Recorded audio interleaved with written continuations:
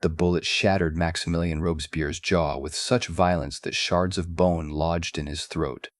Every attempt to breathe was a wet, bubbling sound, a drowning man sitting in a chair. Blood streamed down his neck, soaking through his once immaculate blue coat. When the guards approached, he tried to speak, but only fragments of teeth and a low gurgle came out. The man who had spoken for the soul of the revolution could now only whisper through broken flesh. For 14 long hours, Robespierre sat there, bleeding, trembling, silent, waiting for the very machine he had perfected to end him. The room smelled of iron and sweat. Outside, Paris hummed with a feverish energy, the kind that only comes when an empire of fear begins to collapse. People were shouting his name in the streets, but this time not in reverence. They shouted for his head. The irony was unbearable. This was the man who once declared that terror is nothing more than justice, prompt, severe, inflexible. And now terror had come for him, prompt, severe, and inflexible. As the night deepened, Robespierre stared at the candle on the table beside him. The flame wavered in the draught, bending but never breaking. He tried to swallow and felt his jaw shift, a grinding, nauseating crunch. Blood spilled over his lap. The bullet hadn't killed him, not yet. It had only silenced him. He was left with the one punishment he had never believed possible, time to think. But to understand how the most feared man in France ended up broken, voiceless, and waiting for the guillotine, we have to go back. Back to where his idea of virtue began and where it started to rot. Before the blood, before the screams, before the crowds chanting for heads. Maximilien Robespierre was a lawyer, a scholar, a dreamer. Born in Arras in 1758, he grew up studying the writings of Rousseau, Voltaire, and Montesquieu. His voice trembled with sincerity when he spoke of justice, and even his enemies admitted that he was incorruptible. He believed in a republic of reason, a nation where laws would serve people, not kings. He wore plain clothes, refused bribes, and lived modestly. To the poor of France, he was a saint. To the corrupt elite, a menace. When the revolution began, he became its conscience, its moral spine. His speeches electrified crowds. He spoke not like a politician, but like a prophet. And when he promised a France built on virtue, people believed him. But virtue, when worshipped too deeply, begins to demand sacrifice. Robespierre's obsession wasn't power, it was purity. He believed that if the republic was to survive, it had to be cleansed of greed, corruption, and hypocrisy. The guillotine, to him, was not a weapon. It was a purifier, a surgeon's knife cutting away moral decay. In his eyes, mercy was weakness. Dissent was treason. To question him was to question the revolution itself. And so, one by one, his opponents vanished. Some into prisons, some into mass graves. The tragedy of Robespierre was not that he was evil from the start. It was that he began with the best intentions and believed them more than anyone else ever could. His heart was made of conviction, and conviction, once absolute, becomes harder than stone. By 1793, France had become a furnace. Civil war, famine, invasion, chaos everywhere, and in the center stood Robespierre, convinced that only terror could preserve virtue. His words would soon become law. His ideals would become execution orders. April 1793. France was bleeding from within and surrounded by enemies without. To save the revolution, Robespierre proposed a new governing body, the Committee of Public Safety. It sounded noble. In truth, it was the birth of an execution machine. 12 men, chosen by the convention, given absolute authority to protect the Republic. Every morning at 9, they would gather in a room overlooking the Seine. By 10, they had already decided who would die that day. No trials. No lawyers, just signatures. Lives reduced to paperwork. Robespierre wasn't the loudest voice in the committee, but he was the coldest. His speeches guided their hands. He argued that virtue must be defended by terror, and they believed him. Soon, every province had its own miniature version of the committee. Reports flowed in daily, lists of suspects, denunciations, arrests. The guillotines began to work overtime. What started as revolution became routine. In Paris alone, more than 2,000 people were executed in less than a year. In Lyon, nearly 2,000 more. In Nantes, prisoners were loaded onto boats and drowned because the guillotines couldn't keep up. The Loire River turned into a graveyard. Bodies floated downstream for miles. Villagers complained about the stench. The Republic of Virtue had become a slaughterhouse. And yet, in Robespierre's eyes, it was progress. Every execution meant a purer France. Every head that fell made the revolution cleaner. He began to believe that his role was divine, that he wasn't just enforcing law, but manifesting destiny. He no longer saw faces on his lists, only names. Only necessary sacrifices. What terrified his colleagues wasn't his cruelty, it was his calm. He never shouted, never raged. He simply reasoned his way to death. And reason, when detached from empathy, is the most efficient killer of all. By late 793, the sound of the guillotine was as familiar to Parisians as the church bells once were. The blade fell with such regularity that people began timing their day by it. Morning, the committee met. Afternoon, the condemned were paraded through the streets. Evening, the square filled with cheers as heads rolled into baskets. The crowd had learned to love the sound, not because they enjoyed blood, but because it meant survival. If someone else was dying, it meant you weren't, at least not today. Guillotine workers oiled the blade each morning. Executioners ate lunch beside the scaffold. Vendors sold pastries to spectators. Children climbed lampposts to get a better view. Every execution was a show. And at the center of it all was Robespierre, the invisible director. He rarely attended the killings. Instead, he read reports about them in detail. Names, ages, crimes, even final words. He underlined phrases, annotated margins, filed everything meticulously. His office became an archive of death, a place where virtue was measured in numbers and morality was counted in corpses. One entry described a baker who charged too much for bread. Guillotine. Another, a priest who refused to swear loyalty to the Republic. Guillotine. A mother who complained about rationing. Guillotine. A boy, just 14, who shouted, "Long live the king!" during a fight. Guillotine. A pregnant woman who begged to live until childbirth. Guillotine, the same day. Each act justified by the same phrase, for the safety of the people. And through it all, Robespierre believed he was saving France. He called it sacrifice. Others called it insanity. But no one dared to say it aloud, because to question Robespierre was to appear suspicious. And suspicion was enough to die. By the winter of 1793, the revolution had devoured its enemies. Now, it began to eat its own. Robespierre's colleagues whispered behind closed doors. They watched him grow thinner, paler, more withdrawn. His once eloquent speeches turned sharp, paranoid. He saw conspiracies everywhere, enemies in every shadow. The man who built the machine of terror no longer controlled it. It had begun to move on its own, unstoppable, mechanical, hungry. By early 1794, Maximilien Robespierre had transformed from a revolutionary leader into something far stranger, an accountant of death. Every night, under candlelight, he reviewed reports of executions from across France. He read them like a priest reading confessions.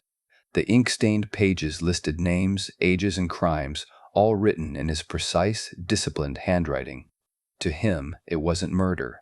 It was math, the arithmetic of virtue. A baker who overcharged for bread, executed. A tailor accused of speaking fondly of the king, executed. A mother who complained about rations, executed. A soldier who refused to salute the tricolor, executed. The more he killed, the more convinced he became that France was being purified. He called it justice through terror. His enemies called it madness, but no one dared to say it aloud. Not even the members of the Committee of Public Safety, who now lived in quiet terror of the man they once admired. He no longer walked among the people he claimed to represent. He slept 3 hours a night, pacing through his room, whispering speeches to invisible audiences. His neighbors heard him arguing with ghosts, defending his purity against imagined traitors. His left eye twitched constantly, an uncontrollable spasm from exhaustion and paranoia. He began carrying a loaded pistol everywhere, setting it next to his papers during meetings, a silent reminder that virtue was now armed. By the spring of 1794, Robespierre's journals were filled with one phrase, written again and again like a prayer or a curse: "The Republic of Virtue will triumph." Sometimes he wrote it 50 times on a single page. The terror, once directed outward, had begun to fold inward. Robespierre no longer trusted his allies. Georges Danton, once his closest friend, was now an enemy. Danton believed the executions had gone too far, that France needed mercy to heal. But mercy had no place in Robespierre's republic. When Danton begged the tribunal for clemency, Robespierre watched with cold indifference. He wrote afterward that Danton's final words revealed his corruption. On April 5, 1794, Danton's head fell beneath the blade. The crowd gasped, not in fear, but in recognition. If Danton could die, anyone could. From that moment, Robespierre ruled by isolation. His voice grew shrill, his face paler. His speeches, once full of hope, turned venomous. He saw betrayal in every silence, treason in every smile. He began denouncing members of his own committee, accusing them of conspiracy without evidence. Every argument ended with the same quiet threat: "I will not hesitate to sacrifice even my friends for the Republic." Those words chilled everyone in the room, because they knew he meant them. On June 10, 1794, Robespierre introduced the Law of 22 Prairial, the final mutation of the revolution into a machine of death. The law stripped away all remaining rights of the accused: no lawyers, no witnesses, no defense. Trials could last 15 minutes. The only verdicts possible: acquittal or death. The tribunal no longer needed evidence, only suspicion. A whisper was enough. A neighbor's grudge was enough. A look, a gesture, a hesitation, enough. And once your name appeared on the list, there was no escape. Executions tripled overnight. The guillotines ran from dawn until dusk. 5 a day became 15. The line of carts carrying the condemned stretched across the streets of Paris. The city's air reeked of blood and quicklime. Dogs fought over discarded limbs. The Seine carried bodies downstream for miles. But inside his office, Robespierre saw none of it. He sat at his desk, calm as ever, signing orders with methodical precision. His ink-stained fingers moved in rhythm with the machinery of death outside. He truly believed he was serving justice, that he alone understood what virtue demanded, that every head that fell was another step toward a perfect republic. But the republic had started to suffocate under the weight of his virtue. By mid-July, the Committee of Public Safety was fractured by fear. Joseph Fouché, Paul Barras, and Jean-Lambert Tallien, men who had once cheered for Robespierre, now met in secret to plan his downfall. They called it the necessary action. They knew they had one chance. If they failed, Robespierre would execute them within 24 hours. If they succeeded, they might save France and themselves. Their plan was simple: turn Robespierre's weapon, paranoia, against him. Whisper to enough members of the National Convention that he was planning to have them all arrested. Let the fear spread like infection. By the time he realized what was happening, it would already be too late. And so, while Robespierre rehearsed his next speech, one he believed would reassert his dominance, his enemies rehearsed his end. July 27, 1794. The day that would be remembered as 9 Thermidor in the revolutionary calendar, the day virtue met its executioner. That morning, Robespierre woke early, as usual. He dressed carefully, his trademark blue coat, powdered white wig, clean linen cuffs. He ate nothing. He never did on days of speeches. At noon, he arrived at the Palais des Tuileries, confident as always. For years, he had silenced every critic with eloquence. Today would be no different, he thought. But as soon as he entered the hall, the air changed. 43 members of the convention had already signed an agreement to denounce him publicly. When he stood to speak, the room erupted. "Down with the tyrant," shouted one voice. "You are the enemy of the people," screamed another. For the first time in 3 years, Robespierre's voice failed him. His words drowned beneath a chant that grew louder, more rhythmic, more unstoppable. Death to Robespierre. Death to Robespierre. He tried to respond, trembling, pale, lips quivering, but no one listened. The man who once inspired nations now looked like a frightened schoolmaster before a mob. When the guards moved to arrest him, he seemed genuinely bewildered. "You cannot arrest virtue," he shouted, struggling. "I am the representative of the people." But the people had already turned. The guards dragged him from the hall as the crowd outside erupted in cheers that echoed for 6 city blocks. The reign of terror was ending, with the man who started it, but the revolution was never neat. Even in collapse, chaos ruled. That night, Paris was alive with confusion. Rumors flew through the streets. Robespierre was dead. Robespierre had escaped. Robespierre had been crowned king of madness. In truth, he was running, dragged between prisons, rejected at each one. The wardens refused to admit him, terrified that housing the tyrant might doom them too. Finally, just before midnight, he was taken to the Hôtel de Ville, the same building where he had once declared himself the guardian of France's soul. There, pale and trembling, he began writing what he believed would be his final speech, a plea to the citizens to rise up and free him. He still believed that once the people understood, they would return to his side. But the streets outside were silent. No mobs came, no soldiers rallied. For the first time, Paris ignored him. The city he had ruled by fear had grown numb to his voice. By 2 in the morning, it was over. His supporters surrendered. His enemies surrounded the Hôtel de Ville. Inside, one shot rang out, sharp, sudden, final. No one knows who fired the bullet. Some said Robespierre tried to take his own life. Others claimed a soldier shot him. A few whispered that one of his own followers did it, out of mercy or despair. All that mattered was the result. The bullet entered his mouth and tore through his left jaw. When the guards burst into the room, they found him slumped over a table, drenched in blood, still breathing, but only barely. A surgeon examined him and declared that his jaw was shattered in 3 places. The wound wasn't immediately fatal, but it was catastrophic. He couldn't speak. He couldn't scream. He could only choke on his own blood.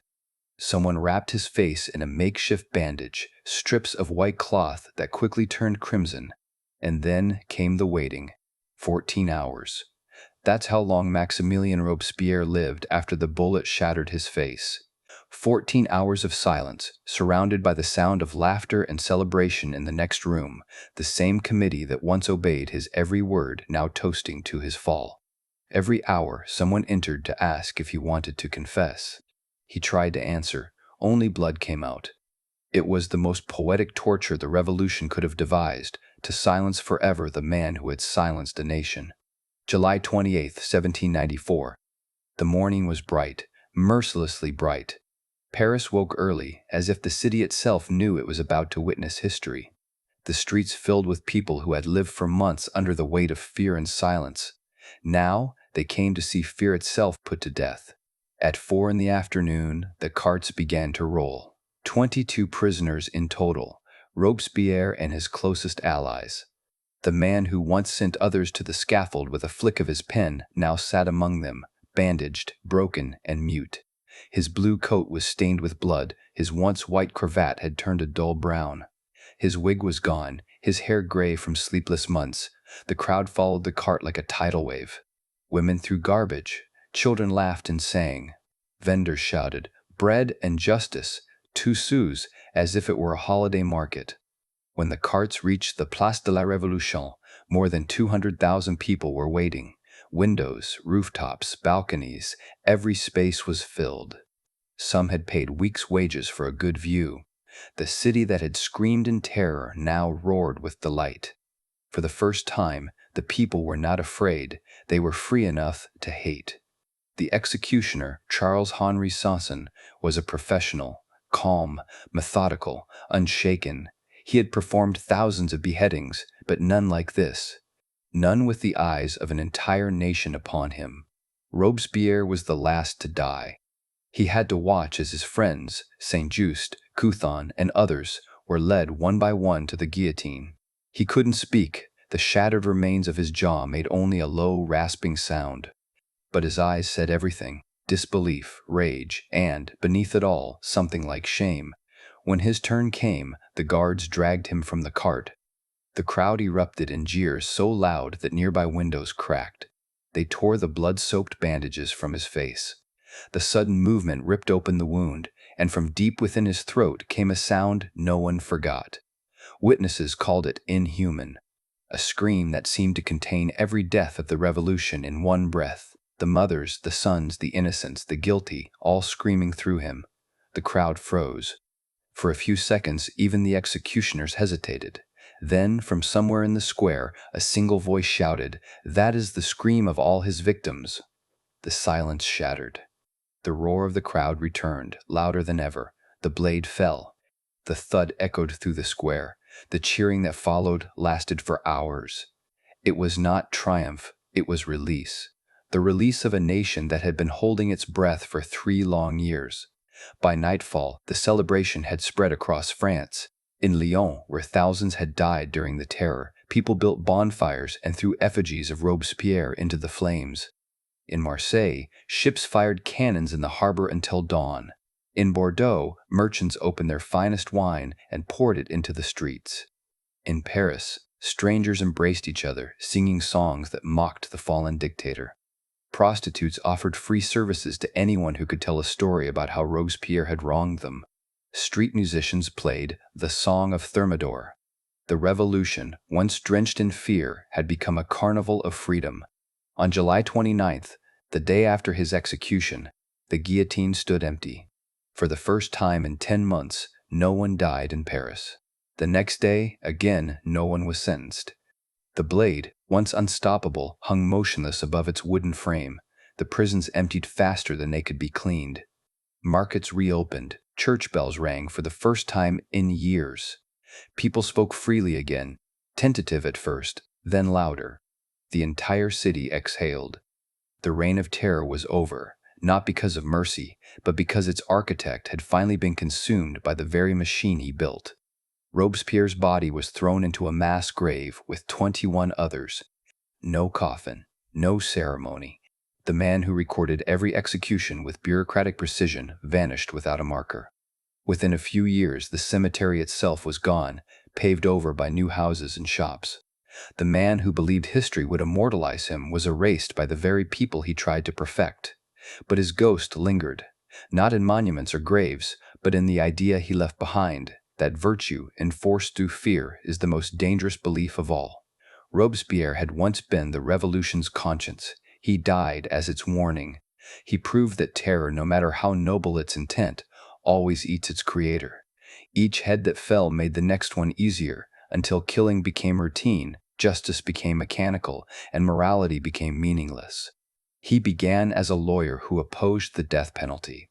He ended as history's most efficient killer, believing all the while that he was saving souls. And in the end, the Republic of Virtue did triumph, but not in the way he imagined. It triumphed in silence, in relief, in the simple fact that France had survived him. As the guillotines were dismantled, the blood scrubbed from the stones, and the cheering faded into memory, Paris returned to its old rhythm.